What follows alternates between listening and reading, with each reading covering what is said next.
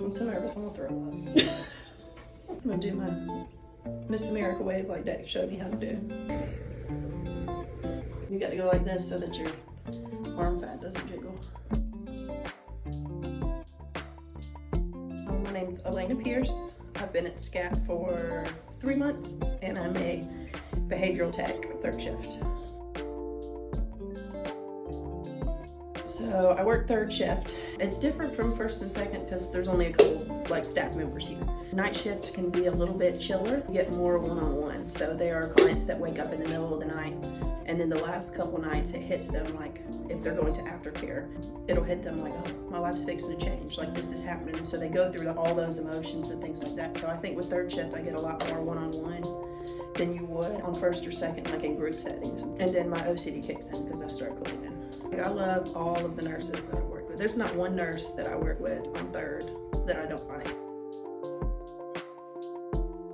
So when we did karaoke that one night, it was just for fun, you know? So I picked like Whitney Houston, and Tina did it with me, and everybody was involved with it too. And my shoulders got to go in, and just was probably super embarrassing, but we had a good time. And I did not realize that Tina could sing, and I can't. And so she started to sing it, and here I am sounding like a cat dying.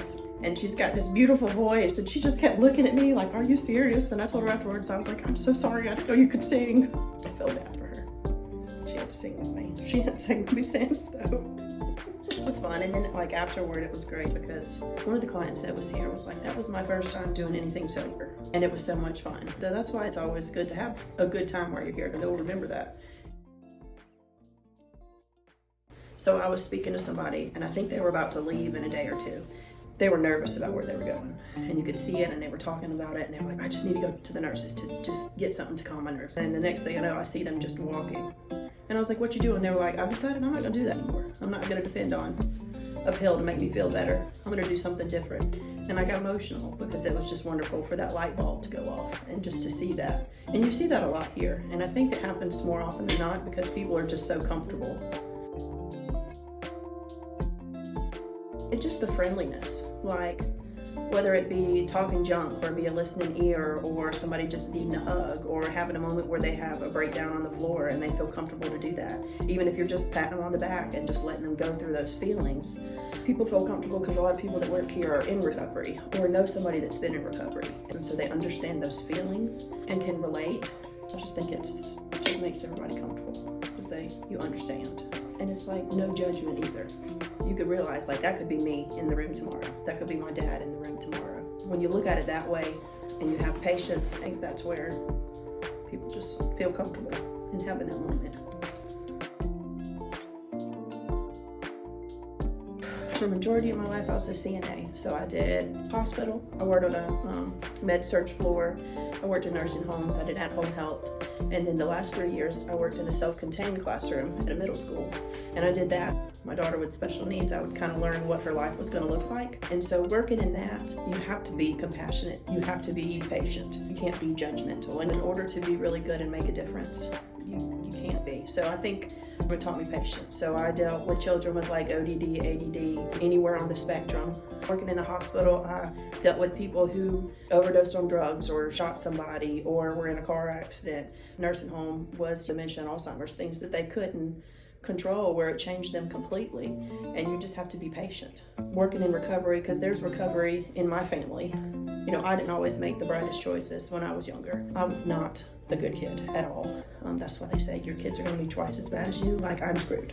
I just think all of that prepared me for this. People in recovery, they don't choose to be addicts. Sometimes circumstances put them in that way, they're out of their control. You see all walks of life, and there can't be any judgment because like I said, that could be you or me or anybody else. And so I just treat people like how I would want to be treated, or my dad or my sister or my kids one day.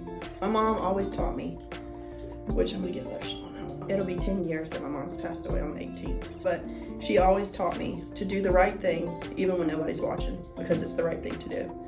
And to always show compassion and give people a chance. I didn't always do that growing up, but especially since my mom passed, that's what I try to live by. To do the right thing, even when nobody's watching, and to be compassionate, because you never know what somebody's going through.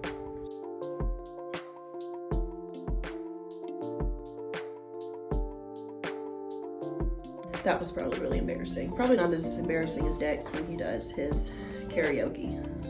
He loves it though.